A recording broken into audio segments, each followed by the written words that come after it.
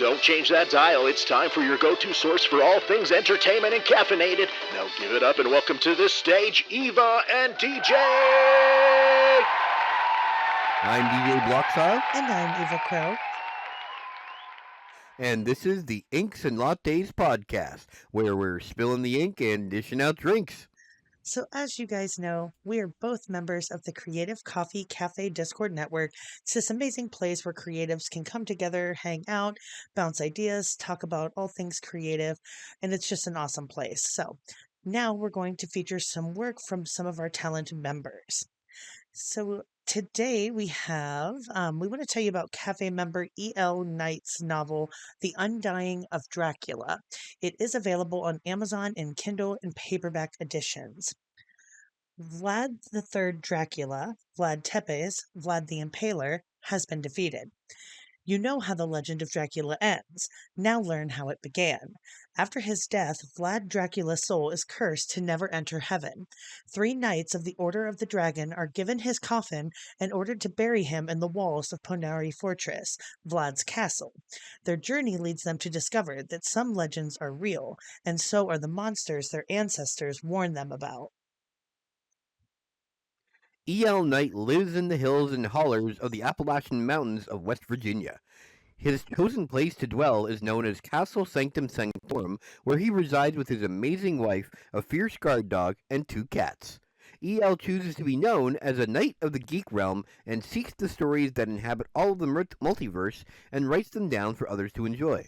Go pick up your copy of The Undying of Dracula and don't forget to leave a review. And just remember, all the links will be available in the description below. And then just a quick reminder of some other great CCC-related things. Luna Wolf Wyoming Designs still has all the beautiful tumblers, mugs, and stemless wine tumblers available. They offer pre-made designs that are really incredible, and they also accept custom orders. So great Christmas gifts, everybody. Owner and creator Vicky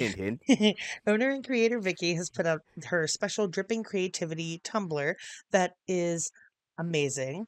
15% of the sales on those also go back into the Creative Coffee Cafe. And if you're looking for a podcast that dives into the strange, the mysterious, and the downright bizarre, check out Niche Knowledge and Nonsense with lifelong friends Bailey Brain Vomit and Ethan Dixon. Every other Monday, they swap mind-bending stories like the Philip experiment, real gnome sightings, and 500,000 abandoned tunnels beneath America. Whether it's cryptids, cryonics, or things that go bump in the night, these two bring the weird right to you. Catch new episodes on YouTube, Apple Podcasts, Spotify, and more. And then Aster at Aster's Mystic Bedhead has a shop on Ko-fi. Check out Aster's Tiny Art and snag your own adorable one-of-a-kind piece of Aster's Tiny Art. Another great Christmas gift to keep in mind. And again, all links are going to be found in the description at the bottom. And now it is time for our topic of the week, or I guess you could almost say topic of the month. Yes. It is, when this goes live, it will actually be the day before November 7th, which is N7 or N7 Day Mass Effect Day. Yes. And I actually literally just saw a thing that said that they were actually going to be quiet for it this year. So don't expect any big announcements about Mass Effect 5 on November 7th. I guess because there's... Well, yeah. I think what they're doing is they're trying to quell any expectations of what people... Because, I mean, they also just announced that there's not going to be any DLC for Veilguard. They're fully concentrated on Mass Effect 5 now. Yes. So I think with that announcement, they decided to announce today, like, oh, hey, by the way, I know that we said that we're concentrating on Mass Effect 5, but don't expect anything major to come out on November 7th. And technically... So, I mean, but at the same time... I was going to say really quickly, technically, I think it's considered Mass Effect 4.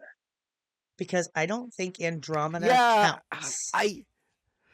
I've heard it called Mass Effect 4 and Mass Effect 5. Oh, have you? I have not heard Mass Effect 5. I've seen... Well, Well, I think unofficially it's like and some people call it Mass Effect. That's the thing. Like people talk. I've read, or I should say, I've read online. Some people call it Mass Effect 5. Mm, Some people calling Mass Effect 4. I think it does actually. You know what makes sense to call it Mass Effect 4 in the sense where like Mass right. Effect Andromeda is just kind of like an It's its offshoot own kind thing. of. Yeah, yeah. Like, are they? I wonder. Are they gonna make a sequel to that eventually? I wonder. I don't know. That was a discussion, but we will save that for a later date. Because Yeah, today, yeah. Today we're just going to talk about Mass Effect 1, the OG. the OG. And Yes. Reggie, it's funny to realize how old that is now, too. Yeah, it really has been around for a minute, and I love Mass Effect. So, in case you guys haven't caught on, every episode this month will feature a topic of Mass Effect 1, Mass Effect 2, 3, and then Andromeda. So, heads up for that. That's what you're getting this month is all the Mass Effect love. Um, but Mass Effect 1 has a lot of good things and a lot of things that I don't love. However, it is the beginning of the franchise and it is a fantastic game overall. I love Mass Effect. Love it. I remember when it first came out because it came out on the Xbox 360, and it came out not long after I got it because I had just gone through a relationship. I had broken up with my ex-wife actually, and I apparently I realized I have this habit now where after a relationship ends, I decide to deal with it by buying a console. I mean, there are worse ways So to I got deal. the Xbox 360, and yeah, there probably are. Yeah, yeah. I mean, it's better than like being an alcoholic, right? Right. But I remember Mass Effect was one of the first game I bought was Halo 3 because a bunch of my friends were playing and they wanted me to play it and that was fun. But the first game that I really like drew me in was Mass Effect, and I loved the science fiction kind of stuff like that, Mm-hmm. and then I loved the idea. I'd actually never played any of the BioWare games before. Oh, see, because I had played all of Dragon That was Age. I had played yeah. Origins, See, I'd never played DEA2, them. yeah, and then Inquisition, and then I ran out of shit to play. And I love BioWare so Like much. I never played KOTOR or any of the ones that they made before that Yeah, either. I had not Mass either. Effect was my introduction to a BioWare game, and remember when I saw the trailer, I was just like, okay, this looks really cool. And then so I got it, and then I remember what really impressed me at the beginning was the voiceovers Mm, for all the information that they had, like the deep lore that they had in the menu, and the fact that there was actual voiceover for all this information. Like I'm like, holy cow, this is impressive. Because I mean, this is 2007. Like ooh, that's impressive that they would have all. Yeah, I know, right? I know. That's what I mean. That came out a while ago. yeah, and I played it so late because when I played it, they hadn't quite released the Legendary Edition yet. But like I said, I fell in love with BioWare storytelling from Dragon Age. And, fantasy is like my jam, but Mm, sci-fi is my second jam. yeah. And it is, the sister I mean, or they're brother of the sci-fi, two whatever. sides of the same Yeah, coin, it's like the sibling really. of fantasy. So, um, Yeah. but my friend, uh, I became best friends with a girl during COVID. That's when I started playing Mass Effect was during COVID. And so it had been out since 2007. I didn't touch it till 2020. And but my friend Oh, is so you played it from the Legendary Edition no, I then? played it right before the Legendary Edition came out. Like right before. Yeah, I played the whole franchise and I didn't I had a 360 at the time. And so I couldn't even play. I don't think I could play the Legendary Edition if I remember Oh correctly. no, yeah. Yeah, and because Yeah, I'm always it super didn't. late It to the wasn't out for consoles. Yeah, 360. this new console I got was the first one that wasn't like 10 years old by the time I bought it. But because I just got the X series, but yeah, my friend is a military brat, and she was like, "Have you ever played Mass Effect?" And I was like, "No." And she was like, "Okay." So she started telling me about it, and I was like, "Oh, it's a shooter type game. Like, I don't really do that." Because at the time, all I had really played was like fantasy stuff. Like I had only played like Skyrim and Fable and like Dragon Age and shit like that. And she was Yeah. like, "Trust me, you're gonna love it." And she was like, "It's still third person because that's one of my big hangups is I don't always do well with first person games." But Mass Effect hooked me from the beginning. It is so good. The like you said, the lore, the backstory of all of it, it is so rich and it carries throughout the entire franchise so seamlessly. But one of my favorite things about Mass Effect 1 when I played it, it was the first game I had played that really felt like the choices you make have real consequences. Dragon Age, not so much, Yep. especially not in the earlier games, I don't feel like. But Mass Effect, like in any of the Mass Effect games, you can make a choice that forever kills one of your companions. Forever kills one of your squad mates. Like they Right? could never be back again Yeah. if you fuck it up. I know, and that was I remember I think when we get to the choice of whether you want to or with Rex Mm-hmm. particularly, where it's just like really? And then of course then there's the Caden Ashley thing, The Caden and then the Ashley realization choice. like yeah, where it's just like wait, you mean like if I when you realize that they're gone, Yeah. like Yeah. gone. And then although even then I still had the idea that okay, maybe in Mass Effect 2 they'll bring him back. Right. But no, it was like, and you're right. You have to The live with fact that those choices. the choices have meaning. Yes. Like one of my That's personal what's really Yeah. Yeah, for sure. It's one of the few franchises I'd played at the time and since even where it makes that big of an impact. And a big one for me, and spoilers abound, by the way, guys, in these episodes. We're not going to be worrying about spoilers. So if you're concerned about spoilers no. on a game from 2007, then that's a whole separate you problem. We apologize, but we're not going to avoid spoilers here. So, the Rachni Queen choice is one of my favorite choices in the franchise. Um, because you make it pretty early on in the game. And it's one of those things where when you're first playing the game, you don't really realize the consequences of your actions. And you come to a point where you have to decide. You meet the Rachni Queen, which is this like race of aliens, and they're like these creatures, and they're really cool, but they're kind of fucking terrifying. And you basically are And you told have to fight a bunch of them on the way oh my there. god, it's the worst. Yeah, and basically you have to choose to save the Rachni Queen or basically like damn their entire species by not saving the Rachni Queen. And it's one of those choices where like everything in my body, because you're like killing them and stuff like that, you're like, these are not good things. Like, I don't want to save these. But then there's that part of you that's like, can I damn an entire species? Like, can I do that? And for me personally, I will always save the Rachni Queen.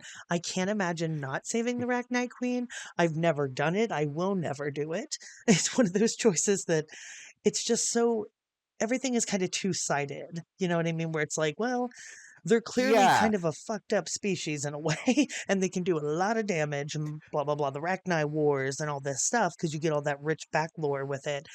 But then I was like, I can't be responsible. Like Shepard can't be responsible for killing, like making an entire race extinct. Like I can't do that. I can't do that. I can't have that on my I yeah, conscience. and I think what I like about that choice too is it's almost like it builds up this idea that there's this big bad that you have to Mm-hmm. kill, Right. and then when you get to that choice, you realize that there's more about this that you don't know, Right. and as you learn, then you have to like immediately make a choice based on this new information. Mm-hmm. So it really I feel it's a really good way to realize how you think through choices Mm-hmm. and how willing you are to take in new information and change what you previously thought was quote unquote true. Right. Right. It's definitely one of those games that it makes you think more than just at a surface level.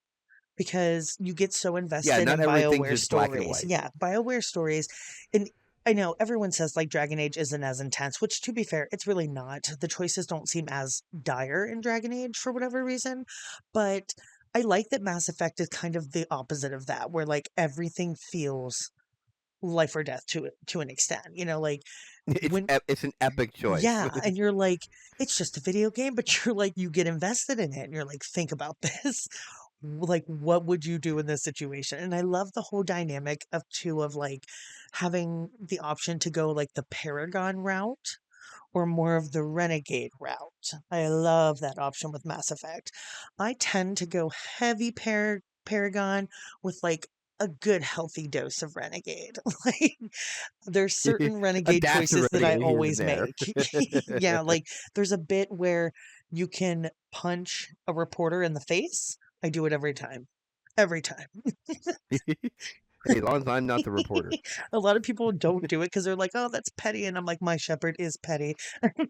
She doesn't like the way that reporter is talking to her, and she's going to punch her in the face. When you're facing with the kind of situation where you are in that game, sometimes you just gotta take the little joys in life, right? Right? Right?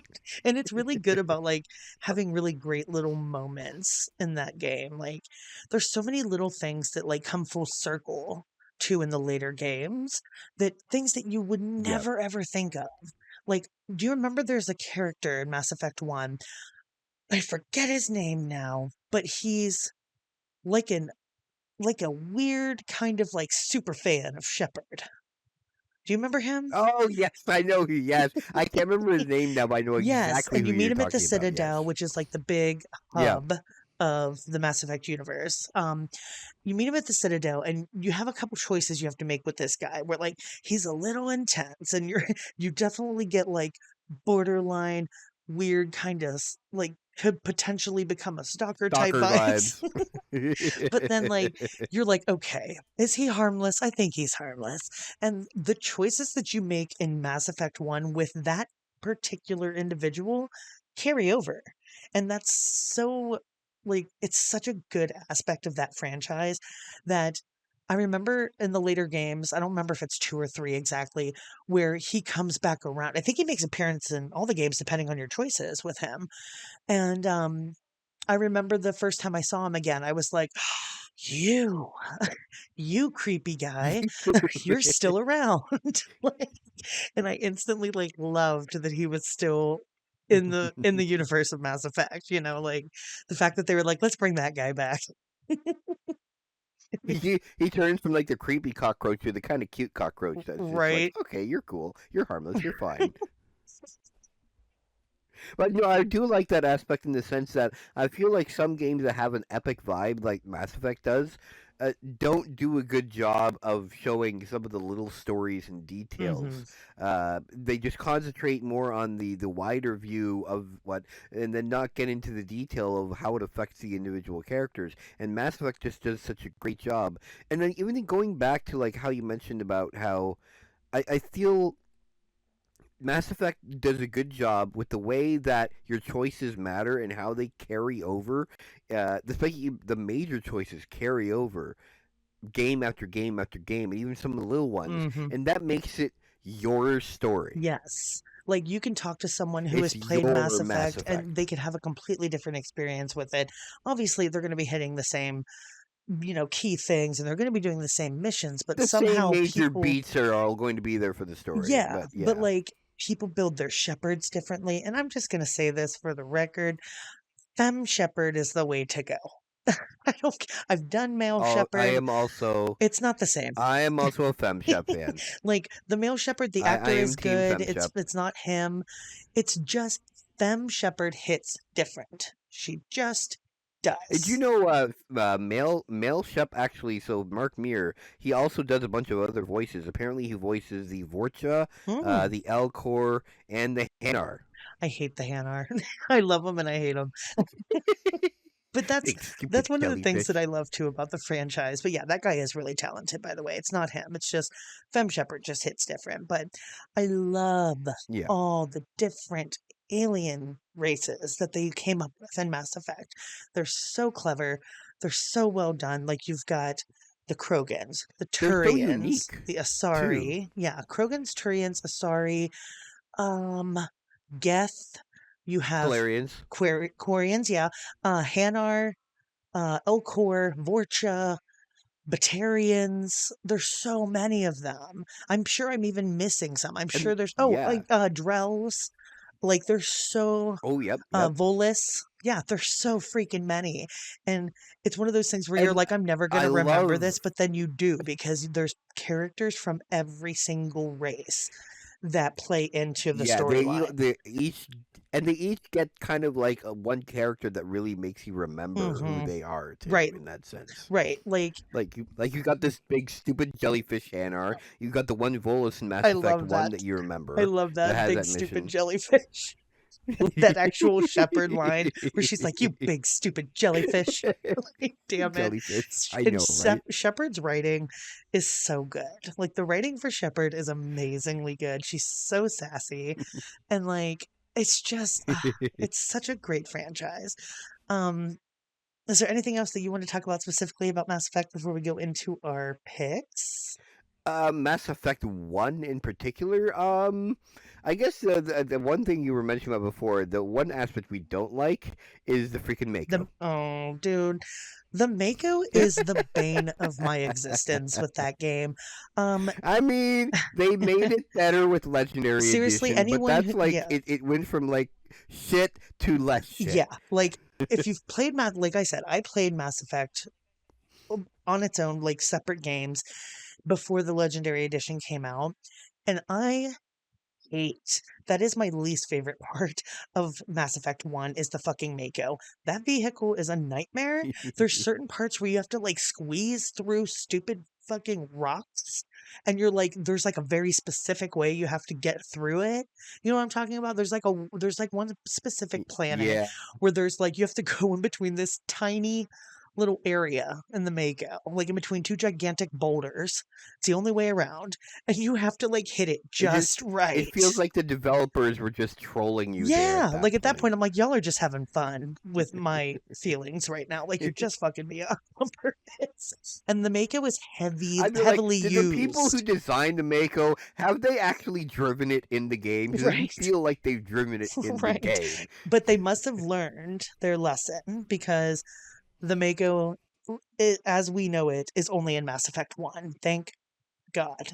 Because if I would have had to do every game with the Mako, oh, it would have been a chore. I would have done it, but it would have been a chore, and I would have been like, "I fucking hate this thing." So, yeah, if you're gonna play Mass Effect, by the way, future note, just do the Legendary Edition. Don't even fuck with the other ones. Just do the Legendary Edition. It is 100% worth it in every possible conceivable way, and you get all the DLCs, which you must do.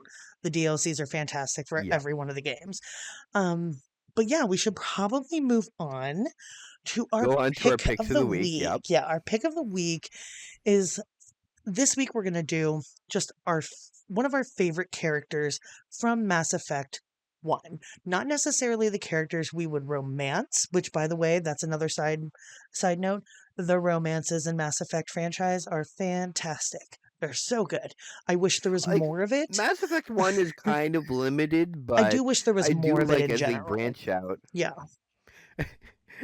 Apparently, a lot of people were complaining that Garrus was not romanceable in Mass Effect I 1, actually and that's why he yeah. became romanceable going Yeah, forward. I like now, like in hindsight, I love that Garrus isn't romanceable in Mass Effect 1 because I feel like it then makes the romance better when you do get it. But yeah, That's true. but I get why people were like, why can't we romance the sexy Turian? Mm. Because I was one of those people. So I settled for Caden. But so my pick of the week for one of my favorite characters from Mass Effect 1 is Liara Tassoni. I love Liara. She is one of my favorite characters in the entire franchise. And in Mass Effect 1 in particular, I really love her. Um, Liara is an Asari. Asari are kind of like the hot alien species or race. They're always like they're always like the I dancers, the can't argue strippers. with that. Yeah, if you ask anybody, they're always about the Asari in every Mass Effect game. Um, especially yeah, they're always about the Asari. They're an all like female race. They're really a fascinating race too, the way that they were created. How they have mothers and fathers, but they all are like a female type race. They're just a really interesting group of people. But um Liara you meet early on. You meet her in Mass Effect 1, and her mother, Benezia, if I'm correct. I think her name is Benezia, Benezia. yeah, Yeah. Matriarch Benezia. Yes, Yeah. Benezia. Her mother is Benezia, who is working for the big bad, the big baddie, Saren, who is the main antagonist in Mass Effect 1.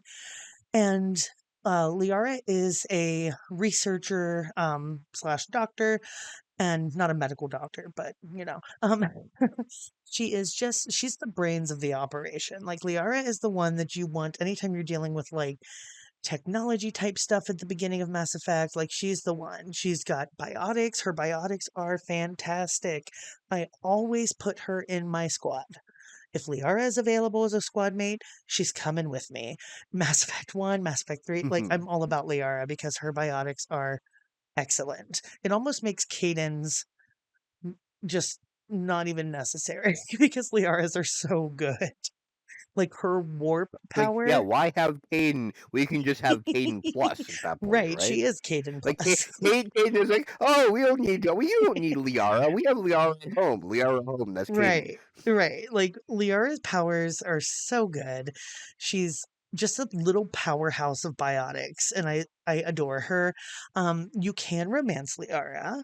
Um, you find out early on that she is 106, or as she puts it, she's only 106 because Asari, Only, yeah, yeah. she's like barely legal in Asari terms. She's like barely like The 18. Asari are the elves of the Mass Effect They are. They universe. can live for like 1,000 years. They're from the planet Thessia, and Liara specifically studies the Protheans. That's like her thing. She's a big fan of this ancient alien race that is now extinct called the Protheans, and sort of like the equivalent to us of like ancient Egyptians in a sense, you know? That's kind of what the Yeah, that'd equivalent would probably be the be. best Yeah, description. the best equivalent probably because like the technology that they had, which was crazy for like the time. But yeah, Liara is just a fantastic character. I don't choose to romance her hardly ever. I like her friendship. I like Liara as my ride or die BFF girlfriend. Like, I love her. She does have feelings for Shepard in the beginning because she's kind of like enamored with Shepard in the beginning, because of the way Shepard reacts to like the Prothean devices and stuff like that.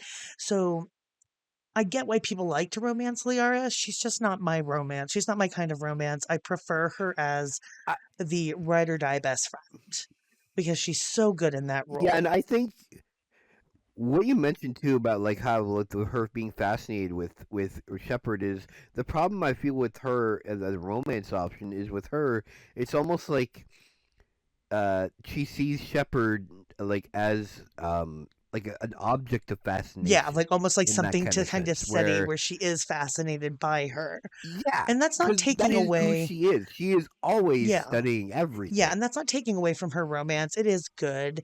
But it just doesn't hit as well for me personally because I like her more as a friend, especially after playing all the games.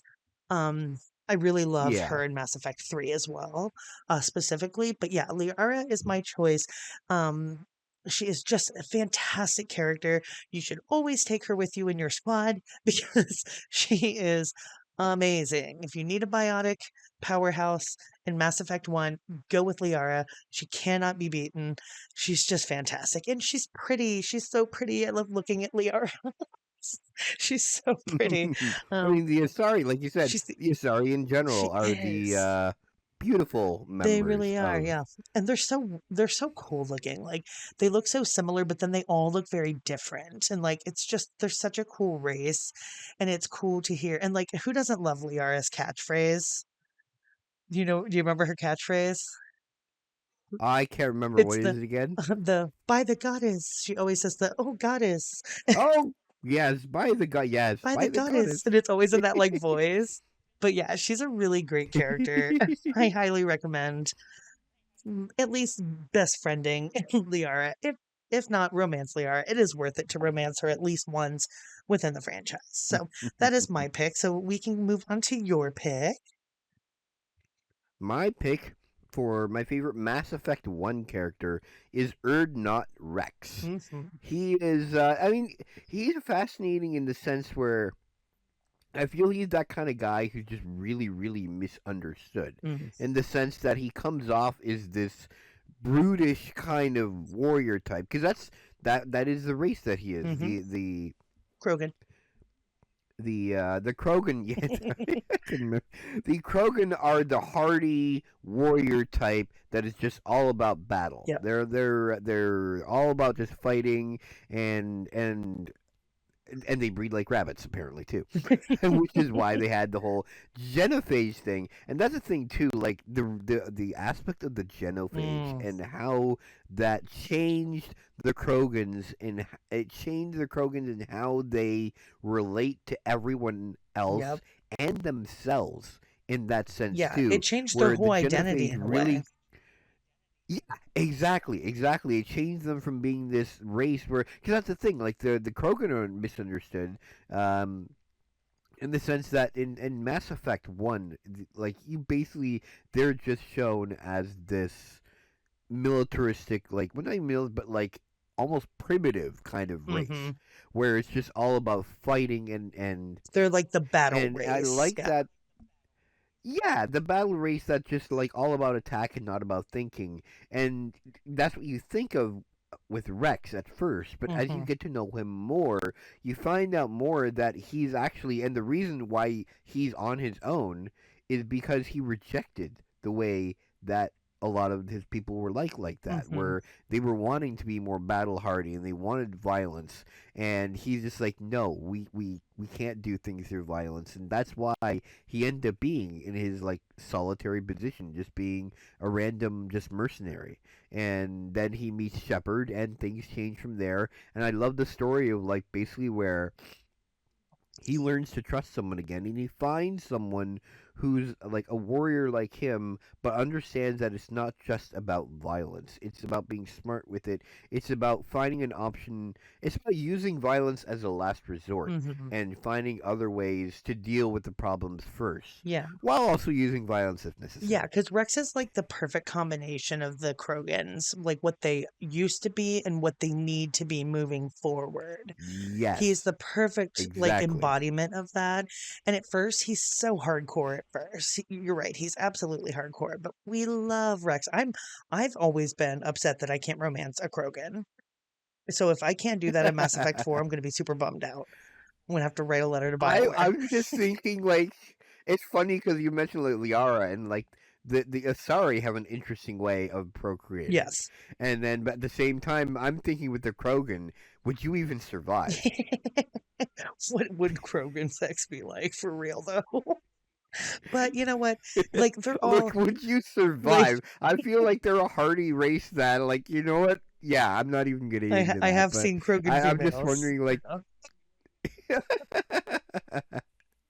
But yeah, Rex is great. I love Rex. He's a tank too. oh, in gameplay, yeah, he's, oh my god, yeah, he is a real tank. Like, where you can just be like, oh yeah, where's Rex? Oh yeah, he's taking shots. He's still taking shots. Yeah. Okay, yeah, yeah. Anytime there's How is like he still alive? anytime there's like husks coming at you, you can just put Rex up front like a Oh fucking yeah. tank with his shotgun and he just blows everybody away. I don't even use shotguns in Mass Effect because I hate the close quarters. But Rex is just a fucking tank, man. He clears the way. But he is a great character. He really is. Yeah, I like the growth that he has even in Mass Effect 1. Like his growth really grows in the later ones, but even in Mass Effect 1, like where he befriends Shepard, and then you got that choice eventually where you actually have to confront him, where he confronts you about the genophage, because when he learns on Vermeer that that the cure is there Yep. and that they might have found one, and he goes there to find it, and then you actually literally have to have a choice, and hopefully you have enough either Paragon or Renegade points that you Hmm. can prevent him from how you can stop, because you can lose You, Rex in the first game, I which is know, which I crazy, can't imagine not having Rex because I think I think he gets right? replaced with Reeve, but like it would not be the same without Yeah, Rex. It just would not be the same. no, And that's one of it's those choices I that I I feel just like can't. it feels like you want to do what Rex wants, but at the moment you're like, we can't do that right now. we can't do it. Like, come on, Rex, just like work with me here. But yeah, it's he's such a good character. I do love It's him. tough because it is a good choice, but at the same time, it feels like it's one of those choices that doesn't feel like a choice. Right, Because it's just like, no, of course I'm not going to kill Rex. You right, can't kill. right. No, no. But I do like that they write this entire aspect of the games, all three of them, where you don't have Rex. Right, right. And it reminds me. It reminds, yeah, like it's just like it's just an option. So if you don't want to kill Rex, you can find out what it's like. And I love that, even though I would never do it, Same, it's still an option. same. And that's And then the fact that other people can do it and they can tell you what happens yeah, without you having to actually do it right, yourself. because that would break my heart. And Mass Effect is one of the few franchises that makes me cry. It actually makes me cry tears, especially Mass Effect 3. But yeah, Oh God, there's yeah. so But we'll get into yes, that we'll later. dive into that at a later day. But we're probably gonna have to wrap up this week's episode. Hmm. Let's think all the time we have today for Inks and Lattes, but thank you guys so much for hanging out with us. We are here every Wednesday as part of the Dripping Creativity Podcast, hosted by the amazing Chris Corbin. Of course, as always, if you haven't subscribed, please be sure to do so. And if you want more information about the Creative Coffee Cafe and how you can get involved, you can go to our website, creativecoffeecafe.com. You get more info there. There's a sign up form. You can just join the Discord if you want. And then you can meet a lot of people like Eva and I that are there and hang out and learn a lot from us. And we can learn from you. And we can just hang out and just support each other. And if you do have any news or projects or anything that you'd like to share that we can put on the podcast, send it over to submit@creativecoffeecafe.com. And if we can, we'll get it on the next episode. Thanks again for tuning in to Inks and Lattes, where we're spilling the ink and dishing out drinks.